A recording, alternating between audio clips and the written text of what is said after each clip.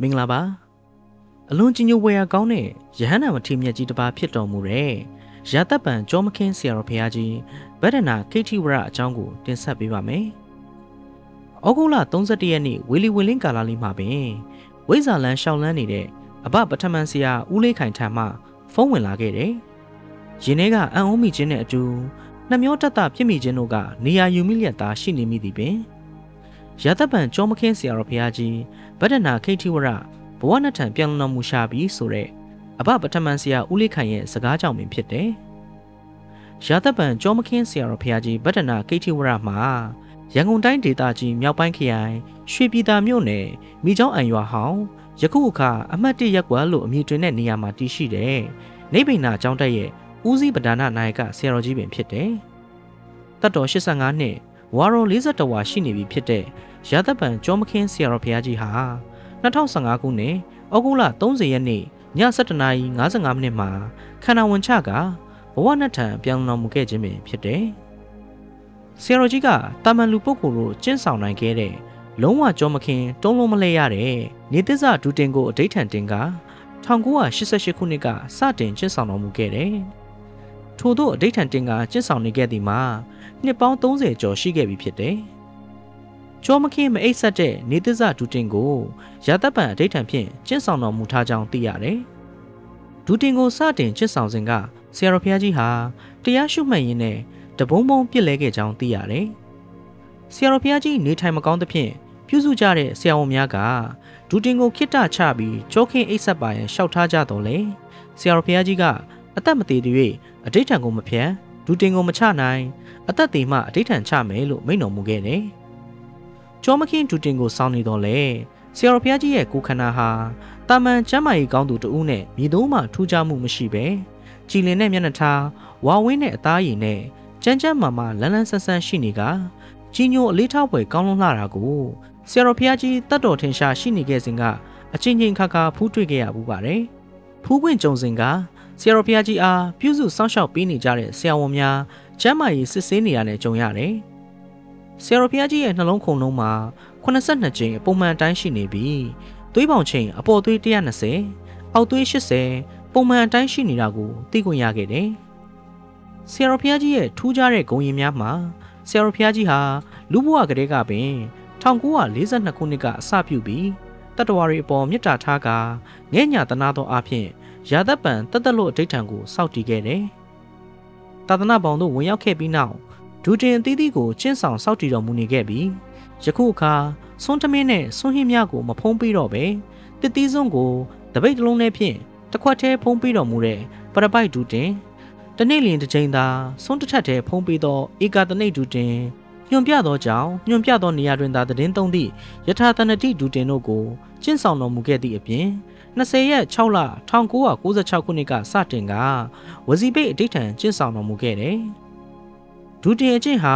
လွန်စွာမြင့်မြတ်လှပါတယ်။ကောင်းမှုကုသိုလ်မပြုရင်သူဂတိဘုံကိုမလားနိုင်တကယ်တော့ဒုတင်မကျင့်ရင်လည်းတစ္ဆာတရားကိုမသိမြင်နိုင်။ဒုတင်အကျင့်မြတ်ဟာနိဗ္ဗာန်လိုလားသူတို့ရဲ့တိမိယအကျင့်လို့သိရပါတယ်။ဆရာတော်ဘုရားကြီးဦးကိတ္တိဝရမှာတရက်ခရိုင်မင်းတုံမြို့အဖို့ရွာလေလမ်းမကြီးအလဲပဟိုမှာ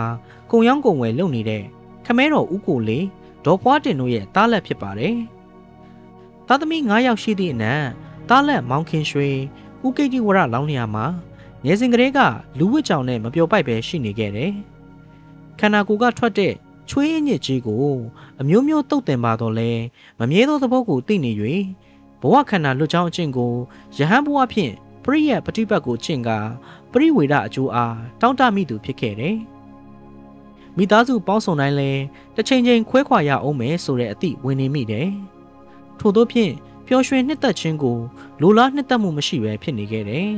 ။ငယ်စဉ်ကလေးကယဟန်ပြုမှုကိုစိတ်အားထက်သန်နေမိခဲ့တော်လဲ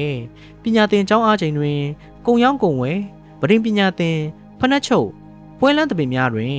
ခောက်ဆွဲဆိုင်လက်ဖက်ရည်ဆိုင်ဖွင့်ကရောင်းချပြီးမိဘများအားကျွေးမွေးပြုစုခဲ့တယ်။အဲဒီနောက်တပ်မတော်အတွင်းဝင်ရောက်အမှုထမ်းခဲ့ပြန်တယ်။1984ခုနှစ်နိုမာလ30ရက်စနေနေ့တွင်တရင်မှုရဲ့ခွင့်ပြုချက်ဖြင့်လစာကိုပင်မထုတ်ယူတော့ဘဲတပ်မတော်မှထွက်ခဲ့တယ်။စာကျင်အောင်သိန်းကနောက်ကနေအပြေးလွှလိုက်လာက သင်္ကန်းတစ်စုံလှူရှာတယ်နိဗ္ဗာန်သို့ရောက်ရရောက်ကြောင်းအထောက်ပံ့ဖြစ်စေကြောင်းဆုမွန်ကောင်းတောင်းပြီးပိန်းနေကုန်းဦးမဲကျောင်းတိုက်တွင်သတင်းသုံးတော်မူနေတဲ့ဥပညာဝရထံတော်ပါသို့အရောက်သွားခဲ့တယ်1336ခုနှစ်တစောင်းမုံလပြည့်ကျော်9ရက်9ရက်12လ1984ခုနှစ်ညနေ4:58မိနစ်အချိန်တွင်အင်းစိန်ပေါတော်ကျောင်းတိုက်ခန္ဓာသိမ်တော်ကြီးတွင်ဓမိကခေါင်းဆောင်တန်ဃာတော်အရှင်သူမြတ်ကိုးပါးတို့ရဲ့ချီးမြှောက်မှုနဲ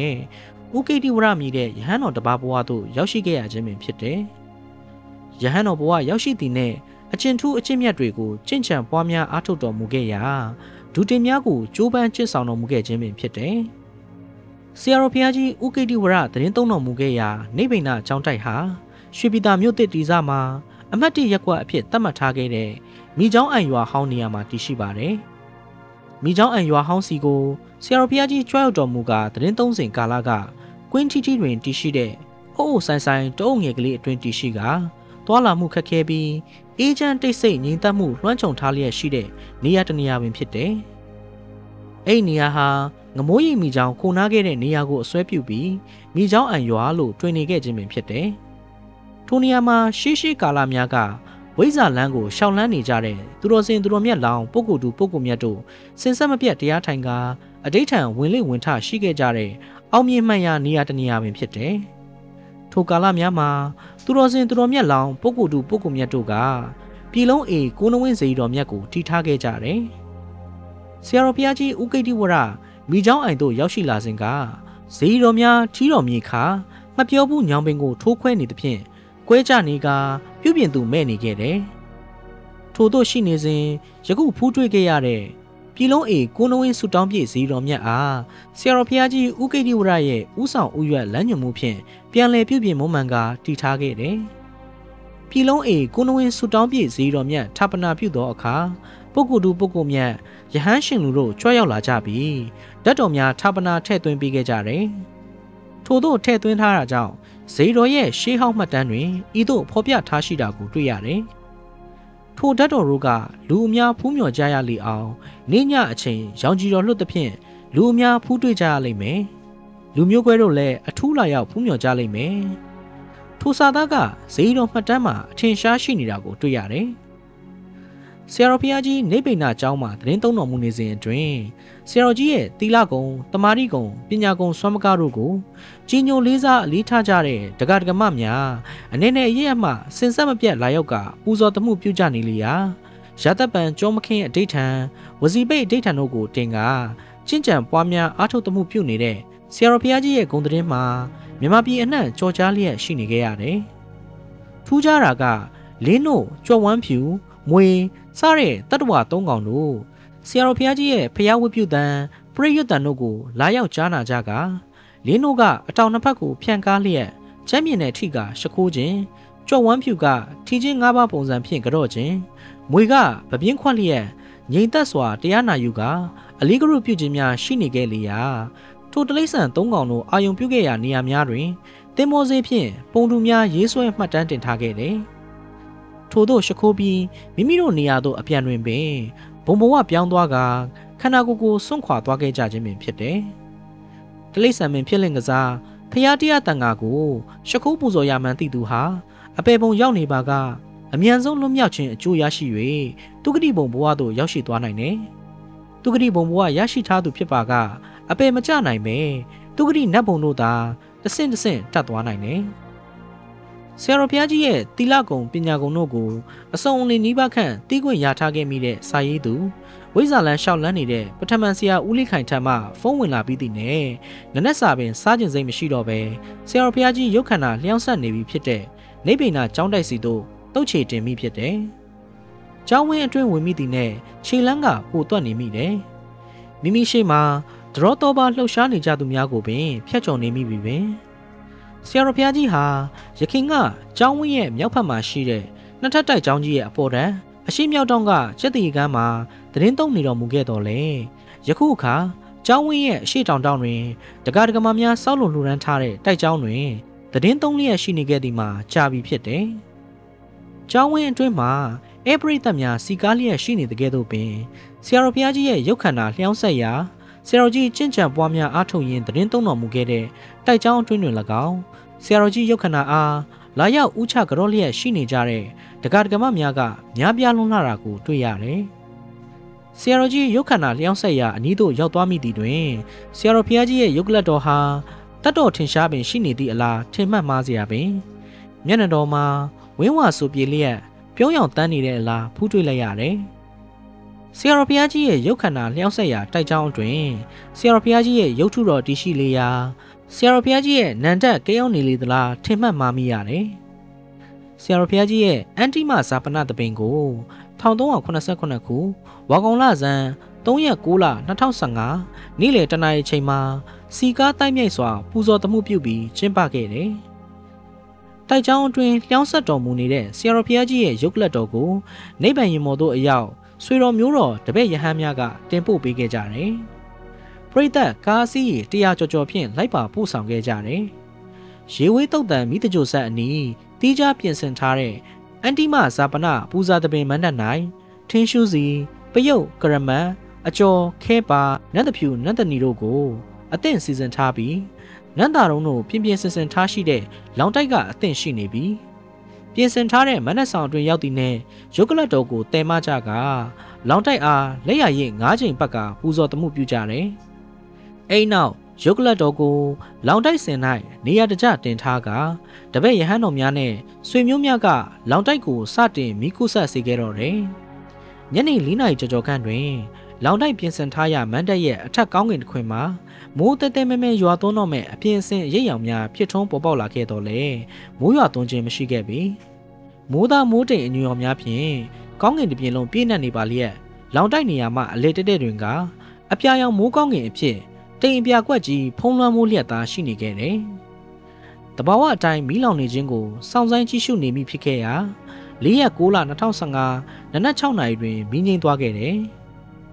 မီးလောင်ကျွမ်းနေစဉ်ရုပ်ကလတ်တော်ရဲ့နှလုံးတော်နေရာမှာရွှေရောင်အစင်းတွေထွက်ပေါ်ခြင်းရှိခဲ့ပြီးအယိုးတော်များဟာလည်းထူးခြားစွာကျွင်းချင်ရိပ်ခဲ့ပါတယ်။အယိုးပြများကိုတိကျဦးငယ်များဖြင့်စူးစီးသိမ်းဆည်းခဲ့ကြတယ်။ဆရာတော်ဘုရားကြီးရဲ့ရုပ်ကလတ်တော်မီးတကြိုရာမှာထူးခြားစွာကျွင်းချင်ရတဲ့ပြများနဲ့ထူးခြားအံ့ဖွယ်ဓာတ်စုအချို့တို့ကိုကျောင်းတိုက်အတွင်းရှိဆရာတော်ဘုရားကြီးရုပ်ထုတော်ရှေ့မှောက်တွင်ဖန်ဖူးငယ်များဖြင့်ပူဇော်ခံထားရှိမယ်လို့သိခွင့်ရခဲ့တယ်။အချင်းစရဏတို့နဲ့ပြေဝလွန်လှတဲ့ဆရာတော်ဘုရားကြီးအောင်လန်းသို့မြန်းကြွသွားတော်မူခဲ့ပြီးပင်ဖြစ်လေတယ်။မြည်တို့ပင်ဖြစ်စေဆရာတော်ဘုရားကြီးမိန့်တော်မူခဲ့သည်မှာတပည့်တို့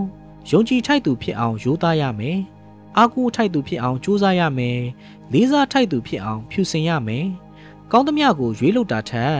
လုပ်သမျှကိုကောင်းအောင်ကြိုးစားရမယ်ဆိုတဲ့ဩဝါဒဆုံးမစကားကတော့ကျွန်တော်ရဲ့ရင်ထဲမှာပဲ့တင်ထပ်နေမိပါတော့တယ်။ရာတပံကျောမခင်းဆရာတော်ဘုရားကြီးဗဒ္ဒနာခိတိဝရရဲ့မဟာထေရုပတိတော်ကိုရေးသားခဲ့တဲ့စာရေးဆရာအောင်တာကျော်ကိုလည်းဂါရဝပြုပါတယ်။သီလသမာဓိပညာအပြင်